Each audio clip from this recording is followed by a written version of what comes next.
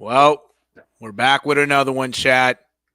Opening night for the Celtics didn't fare so well, so we'll get into that. Welcome to another edition of What the Hell's Happening in Sports. It's your boy, the one and only Nero. I got my Bay State Media guys with me. I got Luke with me, and I got the one and only Mr. Amari Scott. How's everybody doing tonight? Good, good. And for anybody watching on the Bay State end, you already know we're here with WTHHS. And, I'm excited to get into the Celtics game, man. I'm actually happy. I'm happy tonight. I'm not upset. Facts. Facts. No, I know the Celtics ain't come away with it tonight, but it wasn't like it was a blowout. It wasn't like, they were outmatched or whatnot. It was a back and forth game. Celtics obviously should have been able to have this one, but it just shows you also how talented the 76er squad is. Not only for the first game, for the people out there before we get into it that are panicking, like, oh, the Celtics lost. Man, it's only game one. Yeah. There's 81 more games left, guys. Mm-hmm. It's only one game. And I know some people already talking shit. Oh, Missoula, it's his first loss in his first game of the year. He was 3-0. Like, bro, that shit don't matter. What Mm-hmm. matters is what happens at the end of the year, bro. So one loss ain't Mm-hmm. going to kill you. You know what I'm saying, guys? And So with that being said, guys, we'll get into the stats real quick. We'll get into the stats. I will say, as we do get into the stats, we are going to focus on somebody at first, and not really much of a surprise, but this kid's, he was special in college, he was special in high school, but this kid might be something special to watch already in his first game in the NBA. The Celtics score tonight, it was 117-116 Sixers. They took a 1-point win. We're going to start with the Celtics, obviously, like I always do here. We start with the losing team, and then we go to the winning team. Start with the Celtics since they lost. Two guys led the team in scoring tonight. It was Derek White and Jaylen Brown, each with 25 points. Derek White shot 7 of 20. Jaylen Brown shot 9 of 18. Derek White was 4 for 13 from the three-point line. We'll talk more about that as we go. And Jaylen Brown finished for 50% from the three-point line at 2 for 4. Derek White also added 3 rebounds, 4 assists, a steal, and a nice block. I believe in the first half, it was clutch. And then Jaylen Brown had 6 rebounds, 4 assists as well. Other guys who contributed: Peyton Pritchard had 16 in his first game starting. Not first game starting, but at least for this new squad, he's going to be a starter this year. So he played pretty well. Could have did some stuff better. Neemias Queta had 17 and 8. Nice game for him. And then Anthony Simons, their big acquisition in the offseason, finished with 13 points. Sam Hauser also chipped in with 8 in a starting role tonight. But for the 76ers, they were led by Tyrese Maxey. I will say Brian Scalabrine was acting like people don't know who Tyrese Maxey is. He was an all-star 2 years ago, Scal. You can't be doing that, bro. yeah. Regardless, he had 40 points, shot 13 to 24, 7 to 9 from 3. He had 2 rebounds, 6 assists, 2 steals, and a block. And then rookie VJ Edgecombe, their first round pick, 34 points in his NBA debut. Shot 50% from the field, 13 to 26. Also had 7 rebounds, 3 assists, and a steal. Dominic Barlow added 13 points. Kelly Oubre added 10, both as starters. Quentin Grimes added 10 off the bench. Joel Embiid was very much a non-factor. He was playing limited minutes today. He was more on restricted mode. In 20 minutes, he finished with 4 points, 1 of 9 from the field, 0-4 from 3, 6 rebounds, 2 assists, and a block. So obviously, Joel Embiid did not hurt the Celtics tonight in no capacity. It was the 2 guards. And I tell you, to cap off with that, let's start with Amari. VJ Edgecombe, man. Obviously, him and Cooper Flagg, especially in high school, they were always going at it. Cooper Flagg, and I saw an Instagram video from close to 2 years ago now. Excuse me. They were playing each other. Cooper was talking shit and whatnot. I see why Cooper was talking a little bit of that shit, because this guy is something serious. He was something serious at Baylor, led it to a first round pick. But now, man, this kid opened a lot of eyes tonight. What are your thoughts on VJ Edgecombe tonight? I mean, I think he took advantage of his matchups. I think that was the biggest thing that he did. And I think they came into this game with a game plan. It was very clear. Embiid wasn't as aggressive as normal, and I think that was the game plan for the Celtics as well. And you put the ball in his hands, and this is what happens, and this is what he's supposed to do. So I think Absolutely. Edgecombe, he's not going to win Rookie of the Year over Cooper Flag. I really don't think that that's going to happen. Right. But the only way I can see that this happening is if he continues this level of play as a starter, and Cooper Flag might not get some minutes because he's got to sit behind. Sometimes he's going to have to sit behind Lively or Gafford or an Right. Right. AD. So I'm hoping that Coop gets the burn, but that's more of a team that is actually, now that they have Coop, a team that is also trying to do the same thing out what this as to what the 76ers are also trying to do, which is 100% make the playoffs. I think both teams are trying to do so, especially a Mavericks team that was, in the play-in, I'm pretty sure last year, if I'm not mistaken. Yep, they were. So yeah, so you look at it from that angle, and I think Edgecombe has a chance. I really think he could win it if he continues this level of play throughout the season. And Right. I'm hoping he does. I think he's athletic. He got to his spots. He knew what to do. He didn't turn the ball over too much. And when his number was called upon, he answered in the first game. And you just, as someone who's a basketball lover, like you just want to see the young guys succeed. And I hope, this season he continues that level of play to give Coop a little bit of a heart attack when it comes to that Rookie of the Year trophy. That would be a Absolutely. very good battle because I feel like that's what we're missing is just young guys and rivalries and Edgecombe and Coop. They got a rivalry like you said yourself. So it's a very very big it's a very very big matchup to look out for going forward. And Mhm. I hope that VJ Edgecombe can continue this level of play with Paul George being old and out. So Absolutely. No, I like his game too. I like how he attacked the basket. I like how he had two vicious dunks during the game. We already mhm. knew about the type of dunks but he could bring the type of athleticism Athleticism. to show it Yep. in the NBA in his first game, man. That was something serious. But his I can't really count his counterpart, but quite frankly, maybe I don't even know if the word his I would say his sidekick, but he ain't really the sidekick. VJ Edgecombe's the sidekick. His partner in crime is what I Yep. want to say. Tyrese Maxey. And I'll go to Luke for this one. And I mentioned it already that kind of Brian Scalabrine, early on in the game, he was talking about Embiid, things like that. But when he was talking about him, he was like, oh, you know, uh, these two guys, Maxey and Edgecombe, they're the two young stars of the team, blah, blah, blah. It's really going to be their team as time goes on. Quite frankly, Luke, yeah, Embiid's there, but would you say overall that this team is very much Tyrese Maxey's team, or would you say it's Joel Embiid's team, but Tyrese Maxey is just is more the second fiddle type of guy for this team?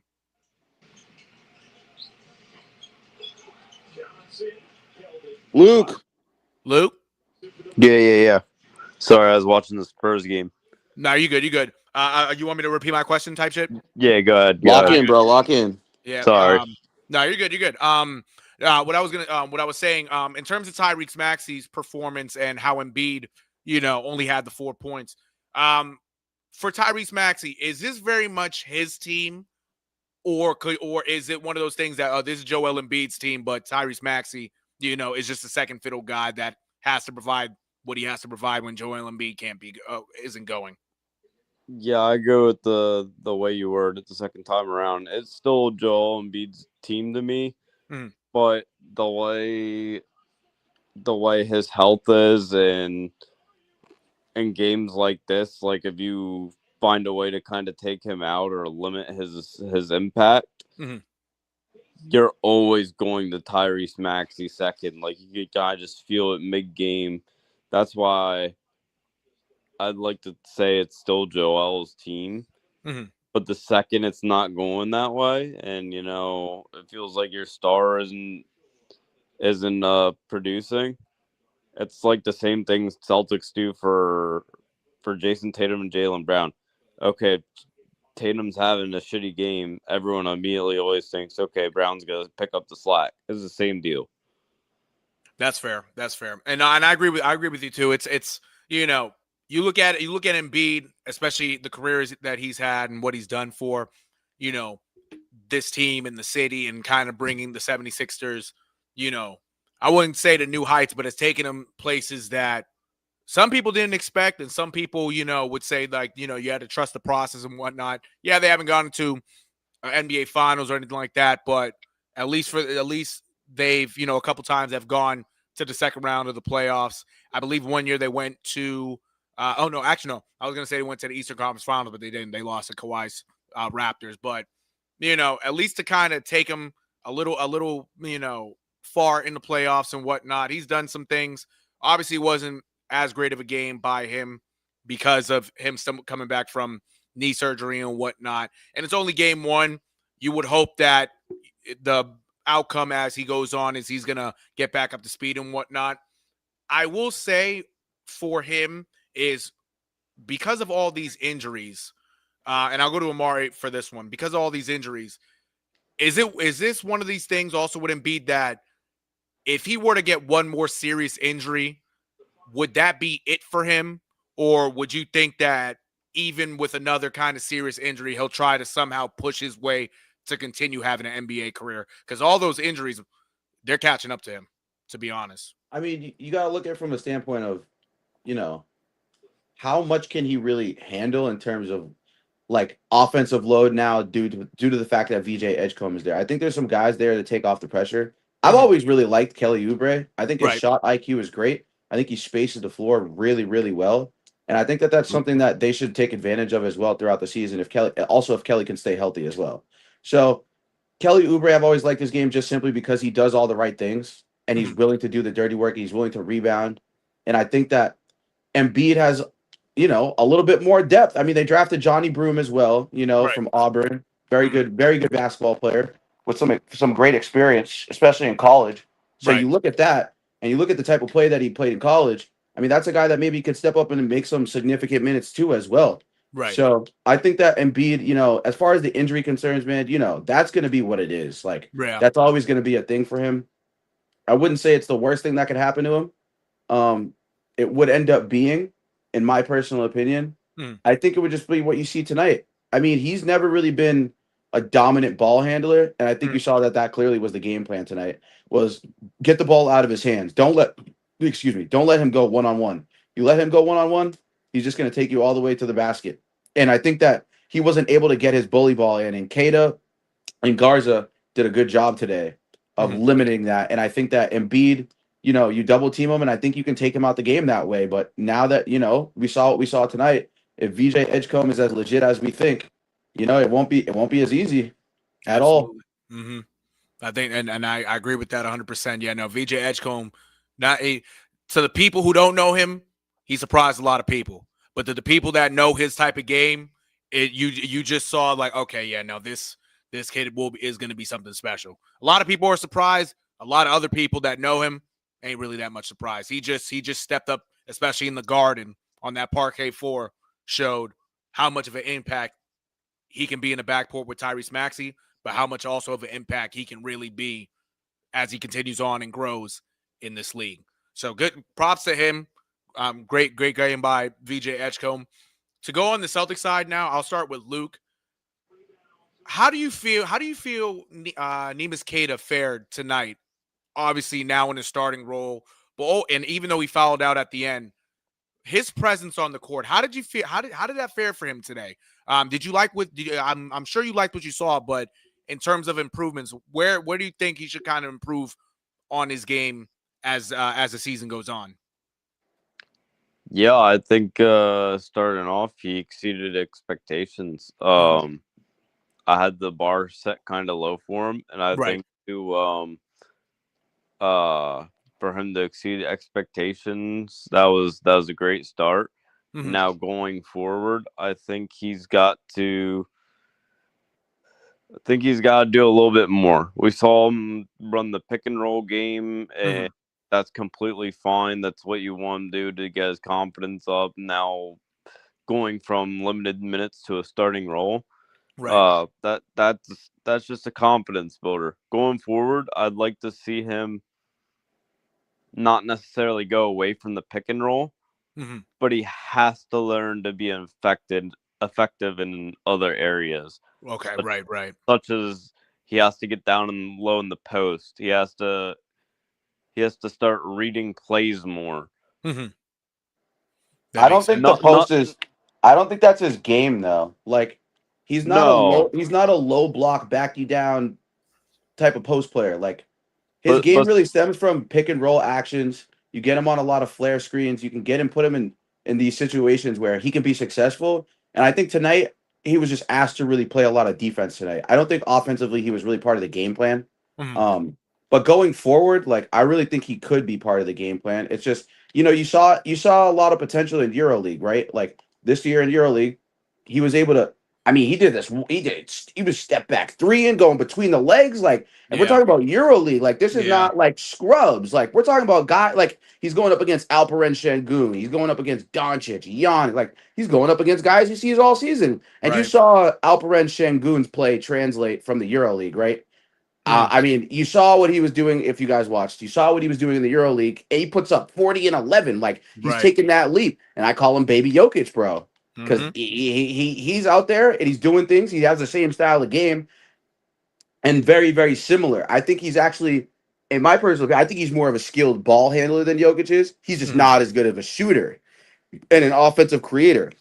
His Right. gravity and his offensive gravity isn't there yet. And what I want to see from Kata is I want to see not him handle the ball like Şengün and Jokic, but I want you to be a threat more so to space the floor. I want you to be a threat at least where you're athletic. You're not huge and big and burly like those guys are. You're tall and you're skinny and you're still strong. Right. So, I think if he finds a healthy balance, he can get to the mid range, feel himself out in the mid range. If he can do that, he can put the ball, he could give you a couple pound dribble spin moves or spin fakes. Like he needs to add to his offensive repertoire as far as that's true. getting shots up. So Mhm. I think that, But we saw a lot of that in EuroLeague, but it's not translating to the NBA right now, unfortunately. But but it's only game one, you know? I will say he is one of, if not our bigger center, Mhm. because we got Boucher and Well, Boucher is definitely not a center, though. Garza, but Garza isn't really. He's more of a power forward. He's not really He's a right. something big. that. Well, Stretch, Garza's like really the big body. Like, Yeah. Oh, body wise, you're right. Yeah. yeah, like body. but Like he he's doesn't more of have the that big body. footwork to keep Kata's up. more of like the extreme athlete. Yeah. So Kata, he might not be the big burly guy, but he's no pushover either. You can definitely match him up against people like Embiid. Just Mhm. throw him a little bit of help, and he will be completely fine. I believe in that. Right. But the problems when you have those lengthy big men who get shoved around like Boucher, and you try and send another one to help, and they just outmuscle both of them. Right. Yep. Well, I've seen that happen a couple times with people like Giannis, Jokic, whatever. They think, oh well, we send two skinny guys on them. They just outmuscles both of them. Because in that low post, all you need is a little bump, and you got all the room in the world. Right. Absolutely. When Absolutely. And when he you does, when and he has the size and strength for that. He really does. No, he's with his athleticism, it's going to do a lot for this team. It showed today, obviously, with him fouling out, especially at the end of the game within the last couple minutes. It hurt the Celtics a little bit size wise to grab boards and whatnot. So if he can just limit the fouls and just keep his hands up when necessary and try not to, reach in or really put an elbow or anything like that, a shoulder, just keep your Mhm. hands up, everything will be fine. That's the one thing I would say he has to really learn more as, especially against a team like the Sixers. You'll see matchups that as the season goes on that he'll be able to really take advantage of due to his strength.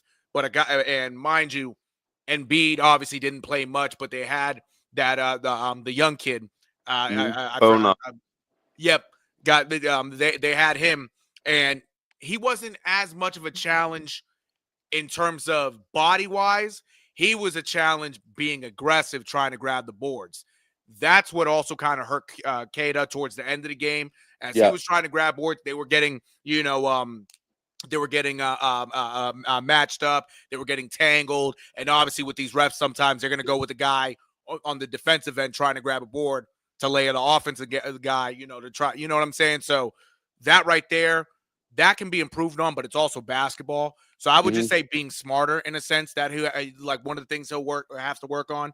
But overall, from what he showed today, he can if he can at least be a consistent contributor to at least grab some boards, and when he's able to in the low post go to the back down and get some buckets, or even some tip-ins or whatnot, he'll be effective for his team. If he can be similar to a Robert Williams, hey, I'm all for it, because you got 4 other guys who can shoot and score. You know what I'm saying? So I that's don't gonna think help. he's as gifted as a defender. Like, Yeah. Oh no, facts. Yeah. yeah, like I think that might be asking for a lot.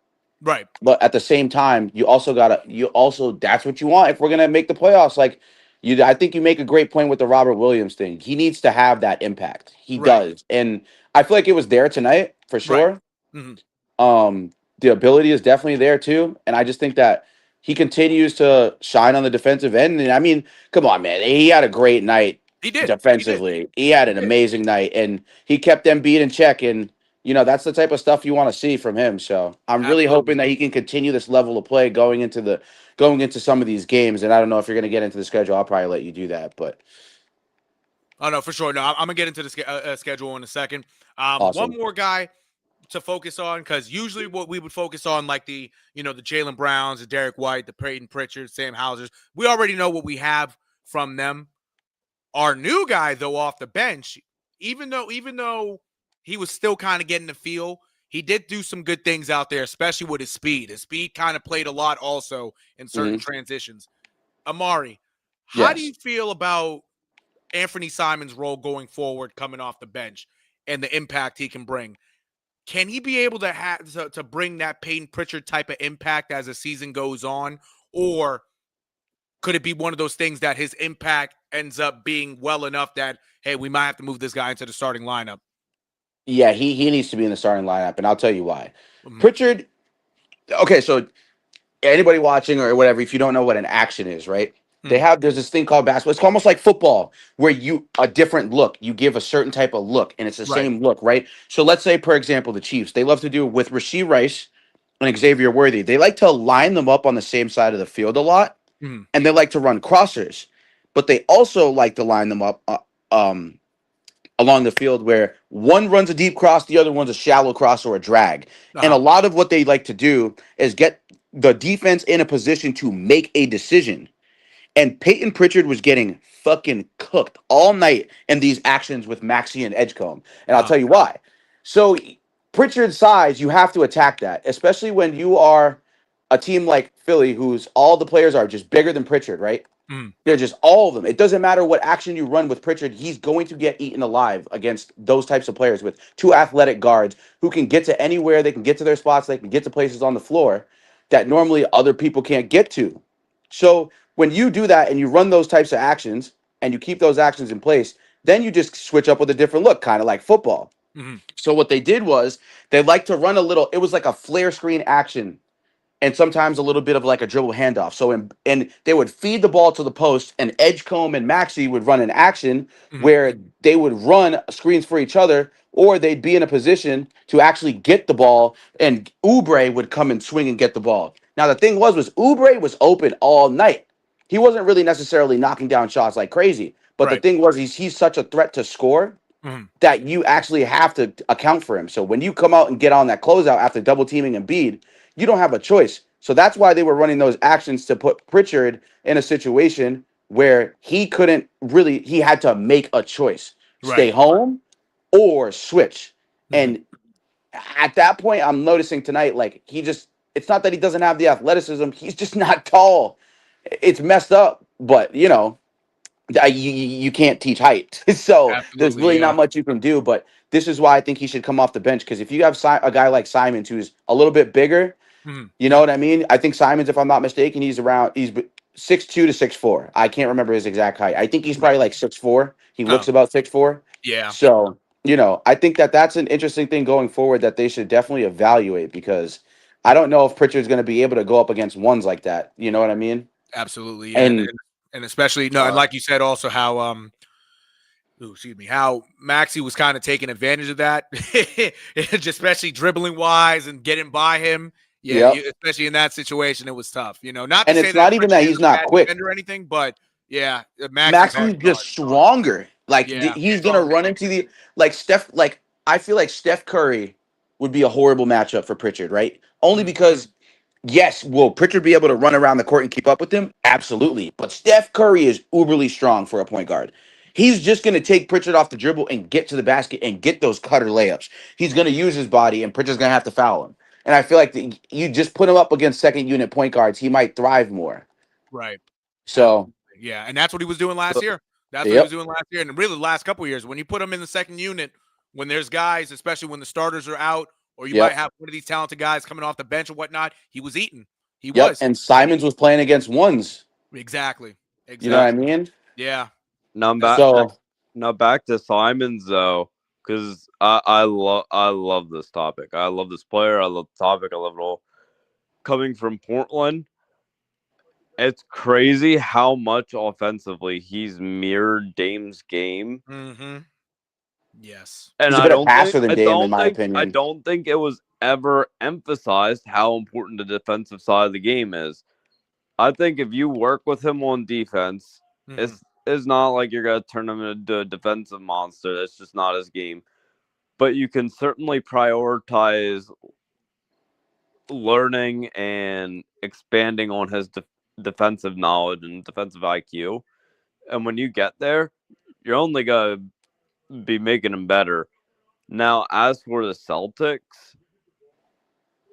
him along with, I would say, everyone coming off the bench and then maybe even a couple of starters just didn't look comfortable or fully confident tonight. Like Derek White, Mm-hmm. Jaylen Brown, Peyton Pritchard, they all won their ring. Uh-huh. They've all been doing this for a while. Right. They're comfortable. They're confident. They know what they're doing. The rest of everyone is kind of trying to prove their spot in their rotation. While Simons isn't getting benched, they're coming into a new environment and trying to learn how they all stand. Right.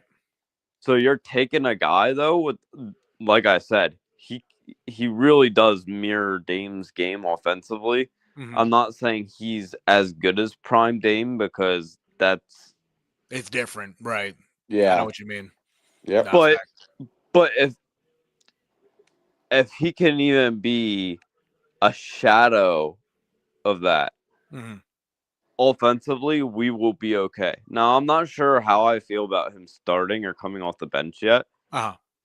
I'd say maybe now, personally, just keep him coming off the bench unless it seems like he's really struggling and would maybe benefit from not only him, but the team would benefit if he started compared to Pritchard. Right. Right. But I'm telling you, so many people on this team, Josh Minott, Luke Gargaza, Mm-hmm. uh, Simons, they just they didn't look comfortable. They got a couple good buckets and whatnot tonight, but Simons, I wouldn't be shocked if, even if he stays on the bench, if he ends up putting up 20 to 25 points a game because I believe in his game like that. Oh, He's got absolutely. he's got the tools for it.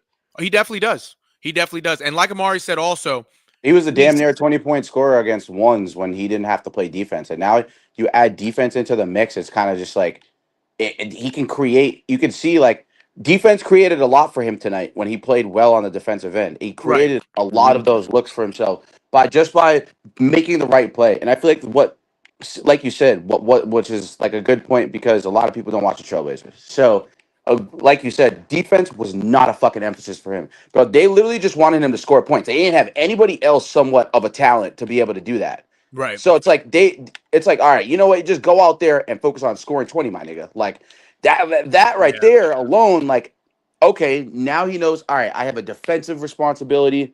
This is my responsibility. If I can ace this matchup, I'm gonna get rewarded with the ball. And that's how it is with the Celtics. You gotta come here and play defense first. And obviously we don't have Jason Tatum, a guy Mhm. who was switchable on Embiid a lot of the times and switchable on Giannis. So it's tough without him, a guy who is a 1 through 5 defender, and he's not there. And Jaylen Brown right now, I think Jaylen Brown was too fucking tentative tonight, dude. A little I bit. don't Yeah. think he was fucking aggressive enough. Like, Yeah. dude, you got Kelly Oubre on you. You got Maxey. You got Edgecombe. Like, these switches, like, bro, I need you to be aggressive. I Mhm. need you to step up to the plate and do what you're supposed to do. And you're a Finals MVP, bro.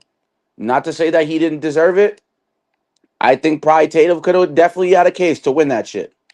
But you look at stuff like that and you just ask yourself, like, can Brown be more fucking aggressive? And like I said, or like we both said, it's game one.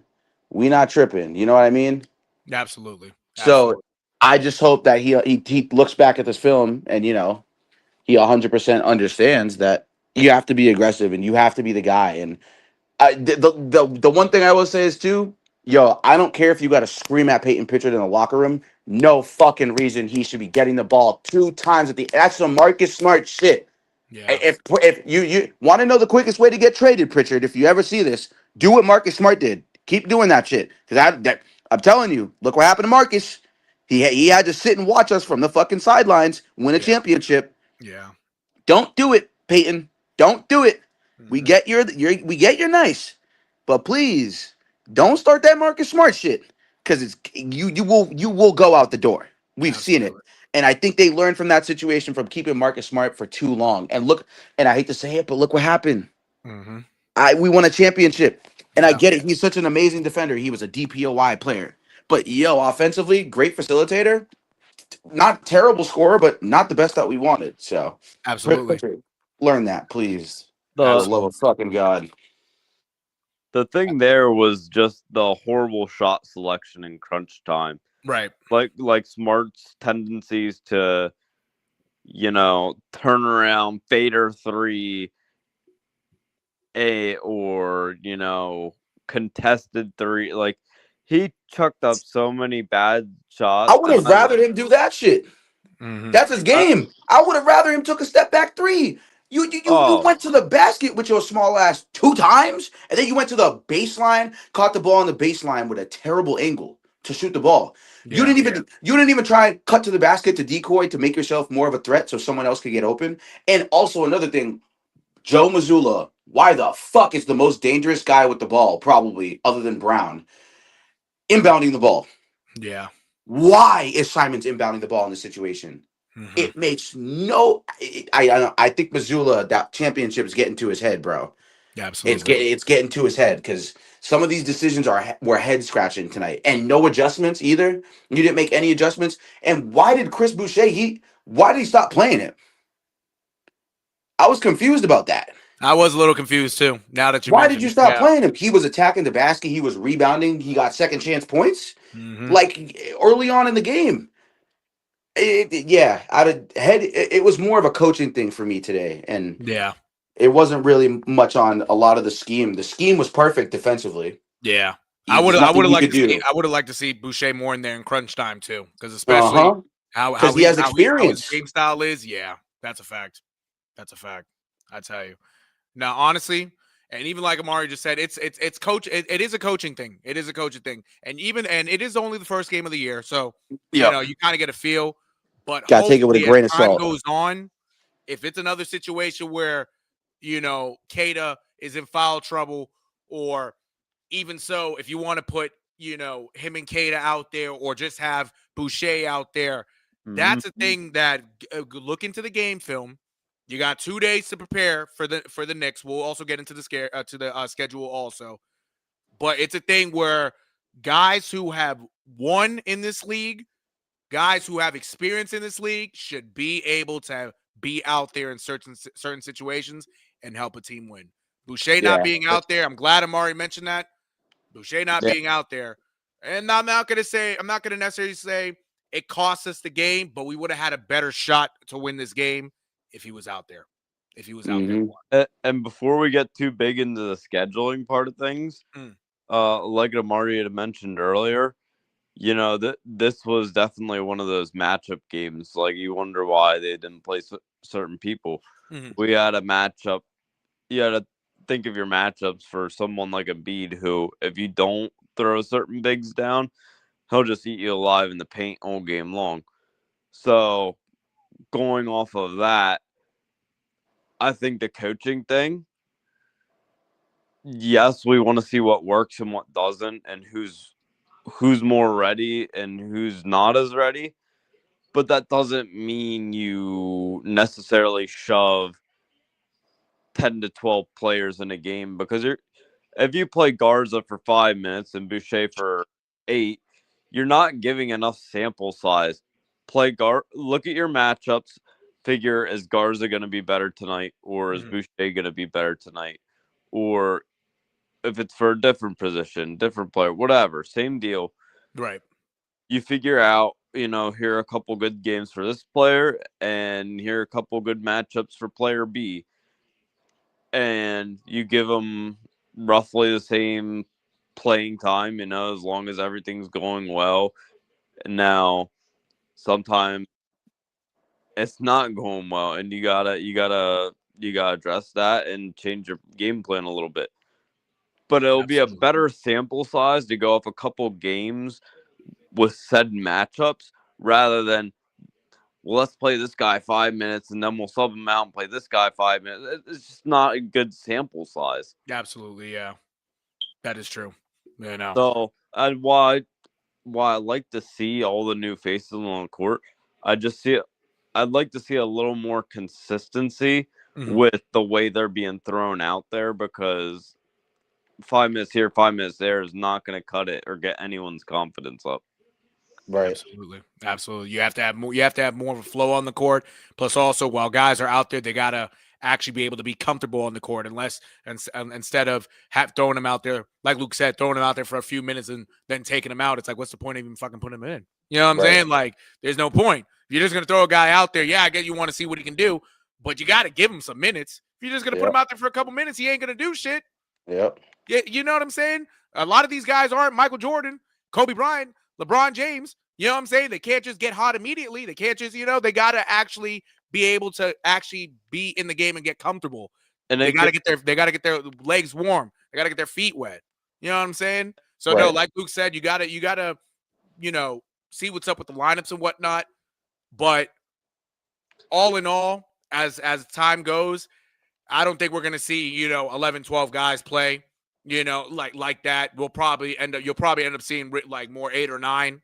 Some guys are going to get their minutes cut, or some guys are going to get in and other guys won't get in certain games. It is matchup based. I know Joe, how much Joe Mazzulla is also kind of like Brad Stevens. He's going to go with the matchups, who he feels best. You're going to see that throughout the whole year. You're not going to see consistent, 8, 9 guys play. For the most part, you'll probably see a consistent 7 guys really in these games, and you're going to have 3 or 4 guys who will be in at times, will not be. Will be in at times, will not be. It's just how it is.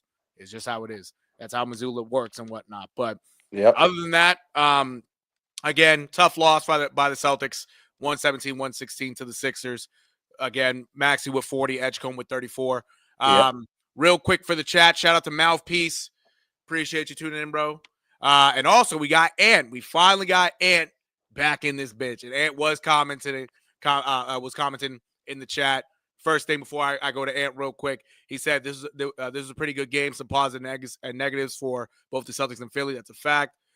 Very close game, unlike the Nets and the Hornets game. Unfortunately, yeah. I'll look at the Celtics schedule and we'll see what happened around the NBA too. Some pretty tough games, I'll tell you that. And he also mentioned 9 Hornets players in double digits. Yeah, we are cooked. Oh well. Yeah, and those Nets, man. I tell you, I know Amari's been telling you. Those Nets got a long way to go. Tell you that. I'm gonna tell you that. I'll tell you that. Real quick, for the schedule for the Celtics, obviously you can see chat. You do see the 117-116 loss right over here where the cursor's at. That was today. They take on the Knicks at New York on Friday. They're on a 3-game away trip. So Knicks on Friday, Detroit on Saturday afternoon, and the New Orleans Pelicans on Monday night. So a little bit, and it's a back-to-back too. So a little bit right there of, we'll see what happens Monday. You may have a guy or 2 rest and whatnot, depending on guys, with injuries or a load management and whatnot. But it's going to be, not going to call it a true tough 3-game stretch, but it's going to be a challenging one. And then you got the Cavaliers back home next Wednesday night at 7:00, and then going to Philly Friday night as well. So we do see Philly 2 times with in the next 2 weeks. So let's see what happens with that, chat. I will say though, Amari, kind of looking at the schedule also, and how the Knicks did tonight. I'll share it to this screen real quick to kind of just show how the Knicks fared tonight. The Knicks ended up taking a opening night dub over the Cavaliers, 119-111.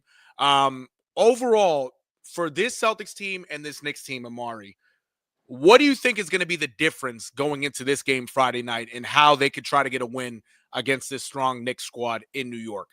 Oh, we're not winning this game. Yeah, I feel you. Yeah, I'm sorry. I'm sorry. I'm just keeping a stack. Yeah. If we didn't beat Philly, yeah, this is.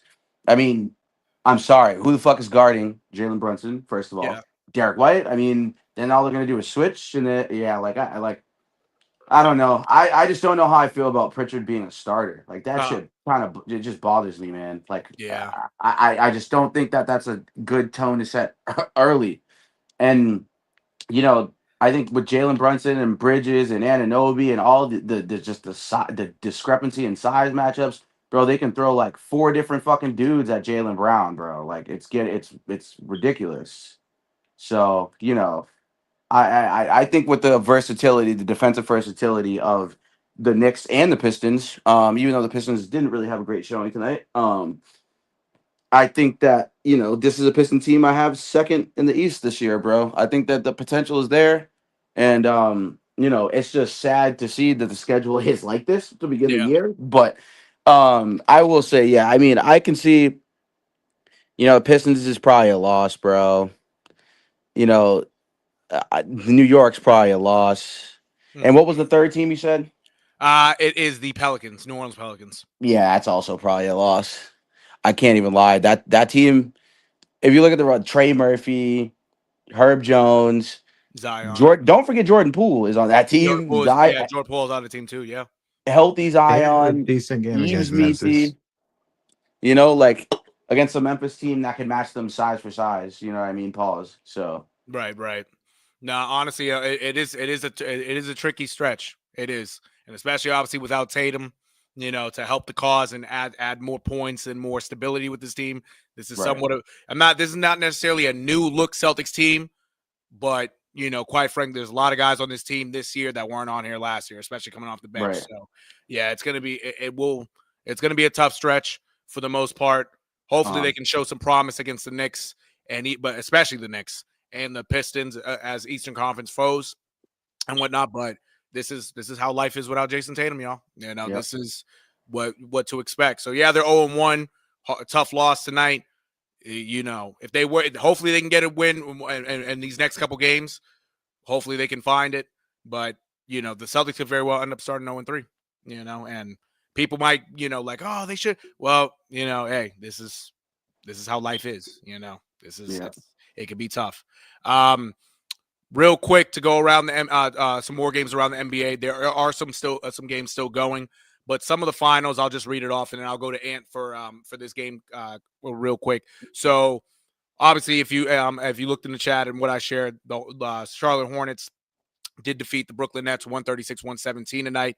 Well, I'll talk to Ant more about that one in a second. The Orlando Magic ended up beating the Miami Heat 125-121.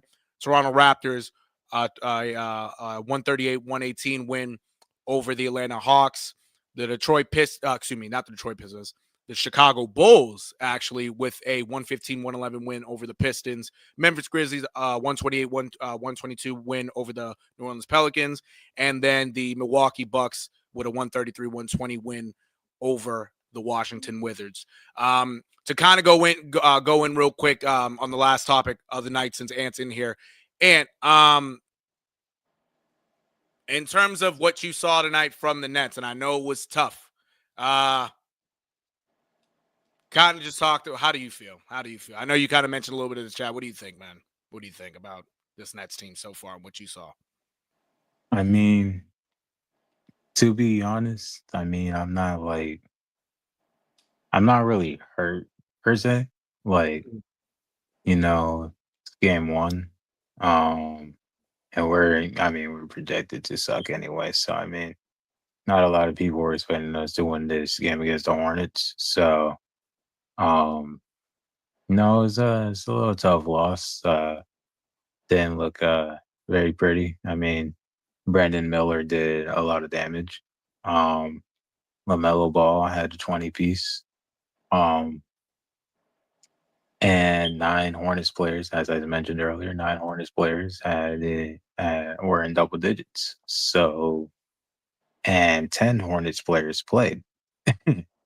Right. So basically, almost everyone had double digits.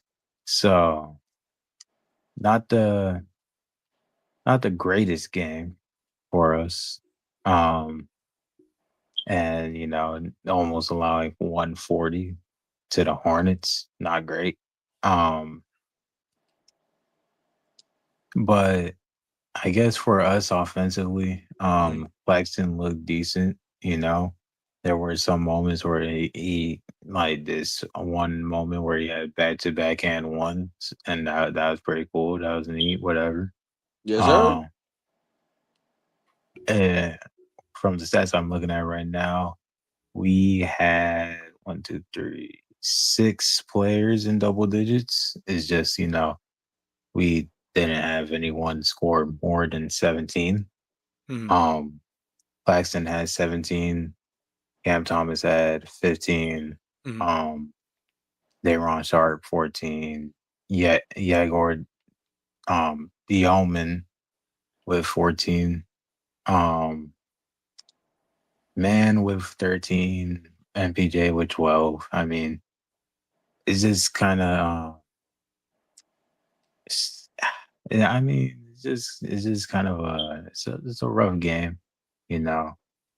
A loss to begin the season, we're all in one. So, and we also got to go against the Cavaliers, I believe, on Friday. So it's gonna be a little ugly.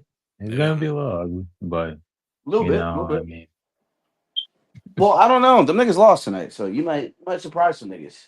Right. And then yeah, again, but like like there's a difference Cavs are between losing to the fraudulent. I Knicks. said it for 2 years straight. Frauds. There's Hey. a difference between losing to the Knicks and then losing to the Hornets. You know. Yeah. Hey. Don't do my boys like that. You know. I'm just saying. You know, MPJ might come out there and be like, "Hey, Donovan Mitchell, hem 3-pointer in your mouth." You know what I mean? You might score 50. I'm trying to keep your hopes up. See, I was trying to be nice. Now you know. I mean, You want me to come out and be like, "Yo, y'all niggas suck. You getting blown out. 50-point loss. Donovan Mitchell's gonna score 70." That's how I really feel about it. I was trying to be nice. You know what I'm saying? I mean, thank you for your generosity. I like that you kept it real though. Yeah. There you go. No, facts. I mean, hey, he ain't, it's sometimes it's a tough watch, but at least, especially when you're a fan of a certain team, like Ant is in the Nets and how much basketball he's watched for them. And as the years have gone on, sometimes you kind of just see things for what it is.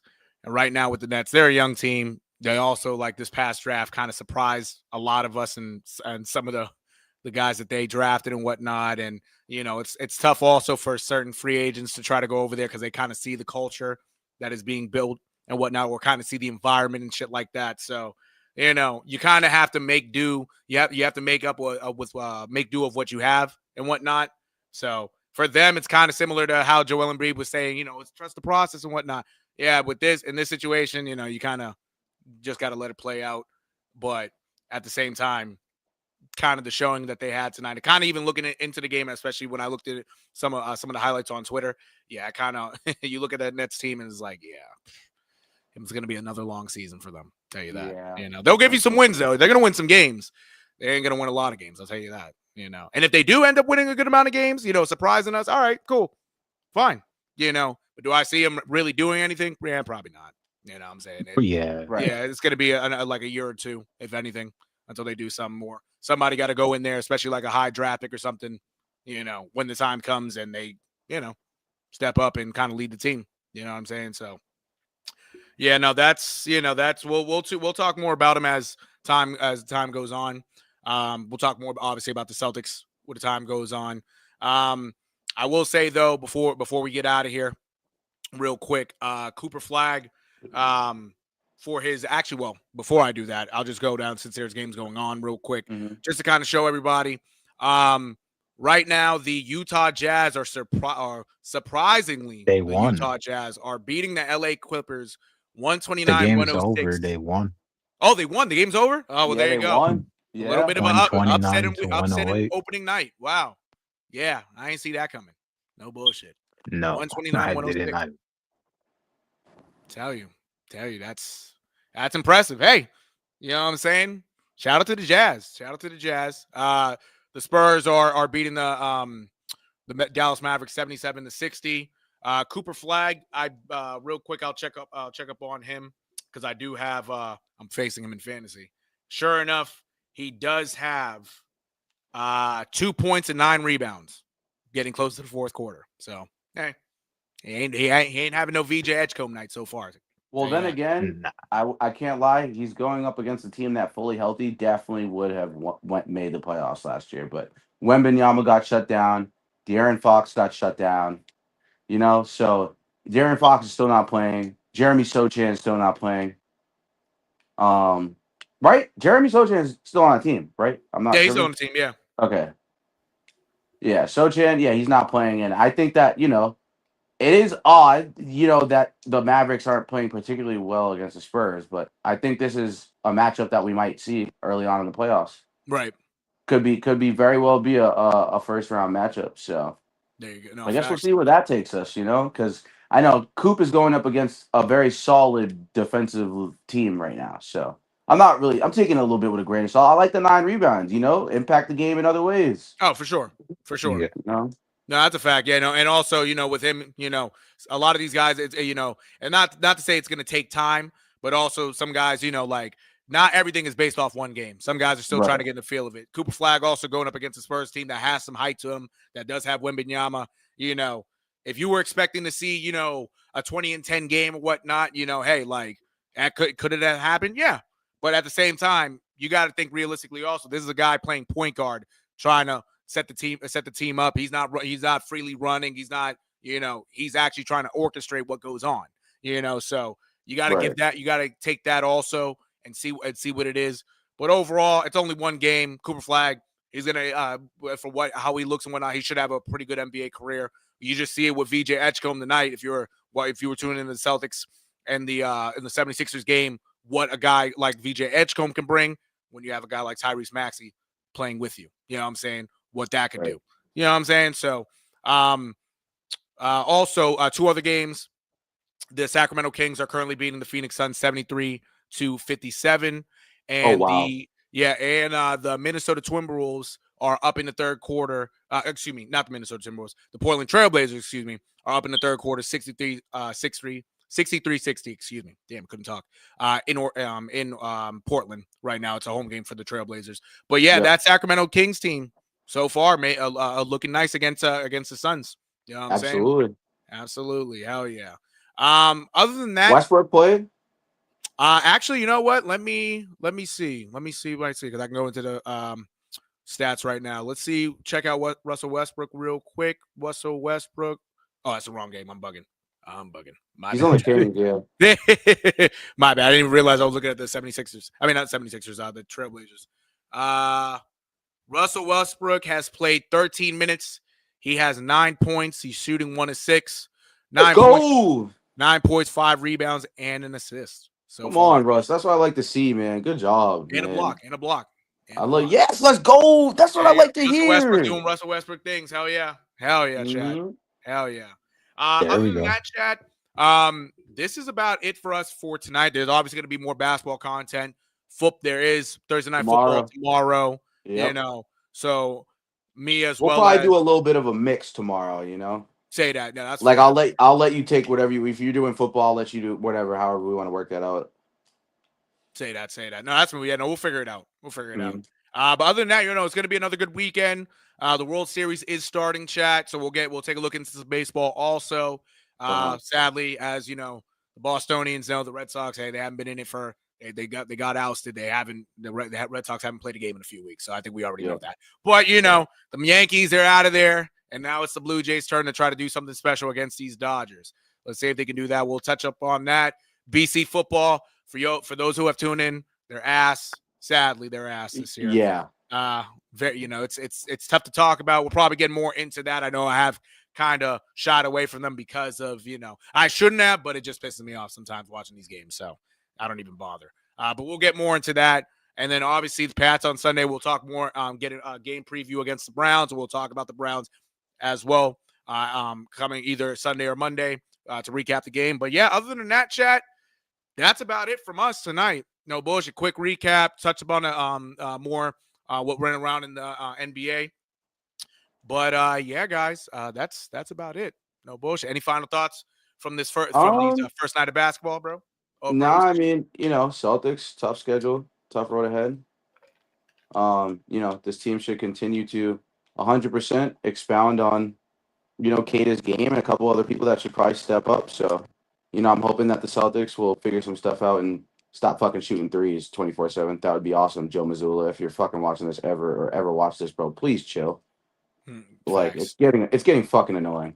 Like absolutely. No, they should. And I got two things, I guess. One, VJ Edgecombe stepping in the spot that Joel Embiid probably should have been in with that 34 points. I mean, for a rookie, hence, he's going against a kind of banged up Celtics team. But, either way, for a rookie, that's kind of what like you love to see, I guess, if you're a Philly fan, 34 points for the rookie you drafted. It's pretty nice right there. And Absolutely. and also, I guess I will also learn how to pronounce Yegor Dioman's name because I thought it was like Igor Demon's name. yeah, American shit. But I get it. Yeah. But he's Russian, so his last name's pronounced like Dioman. So interesting tidbit right there. But that's all I really got. Yeah, I was calling that man Igor the Hunchback. You feel me? Facts. Facts. Hunchback of Notre Dame, and the nigga ain't even from Notre Dame. What a guy. Yeah, type shit. Type shit. But yeah, chat. With that being said, that's about it for tonight from us. But again, more things coming as the week goes on, and as we look into it for the future also. So we got some crazy boys. content and announcements for you guys. I can't spoil it to the public, like literally because I signed an NDA. So just want to let you guys know that. But I signed a couple NDAs. But there's some crazy footage, information that's coming out. About it'll probably be around next week. I gotta have a little bit of a conference call on Sunday at 6:00 about this stuff. So stay tuned. I haven't said too much, I guess, at this point. Right. Because I got to say what I got to say at the before I signed some paperwork. So then when I signed the paperwork, now it's a little bit I can't really say too much now to the public yet because of that. So but that's how you guys know Bay State Media is getting real serious. WTHHS is getting real serious, guys. We have crazy content and crazy announcements to sit here and tell you guys soon, very soon. Once I get the need to know when it comes to that and I get the permission to do so, I'll definitely give that announcement. I got one announcement. So I don't know if you guys remember before you get out of here. I don't know if you remember what I was talking about. There's a guy who does NBA camps with NBA players and all this other stuff. He does like private workouts, private runs on the side and all that. I actually just got confirmed for that, and that's going to happen for Bay State. Hopefully we can get WTHHS involved in that too. But we are going to travel to some camps that NBA players host for kids.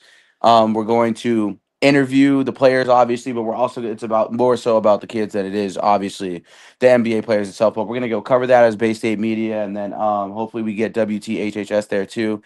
We are gonna be able to travel for this. This is gonna be awesome. It's an awesome opportunity. So that is one thing I can say that didn't require NDA, and I get to be a coach at some of these. So if they don't have us. Yeah, if they don't have us in media, I will at least be going to be a coach at these camps. We're going to start off, obviously, in Boston, Jason Tatum camp, Jaylen Brown camp, all that stuff, Peyton Pritchard camp, all that stuff. So, yeah, I'm excited for that. We take it off. Oh, yeah. Yes, sir. Yeah. Yes, and Nero's merch will be coming out soon, guys. We got to get him a sweatshirt this upcoming weekend. I might be back in Massachusetts. I'm not sure yet. I got to see what's up with that with my manager. But, say that. Yep. Hell We yeah. gotta get him the sweatshirt, his merch. It'll be on our app. WTHHS will be featured in the Bay State Media app. It's one stop shop for both since we work together so much, pretty much every single day, and we are partners at this point. So, 1,000%, guys, be on the lookout for WTHHS blog. He's gonna write his own blog. He's gonna do his own thing every week. He's gonna have merchandise you guys can buy. So we can get some what the hell is happening in sports sweatpants. I gotta see what's up with that. Oh yeah, no, we'll see what's up with that. That'll be cool. That'll be cool.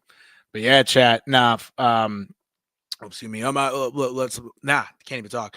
Might as well end it off here. We're an hour in. Appreciate everybody who tuned in on Yes, both sir. my channel, both Bay State Media's channel. Hell yeah, appreciate the support as always.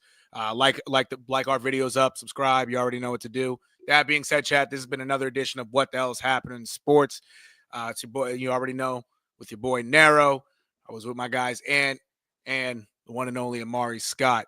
Yes, Bay sir. State Media boys. Hell yeah. Appreciate everybody for tuning in. You'll catch us very soon, i.e., probably in less than 24 hours. So Yeah, pretty you pretty already much. know. Yeah. There you go. Here you already know. But yeah, everybody, thank you for tuning in. I'm gonna catch y'all. Peace. And I love y'all. Absolutely, love you too. Yes, sir. Yes, Yes, sir. sir. Good night, Jet. Yes, Good sir. night, chat.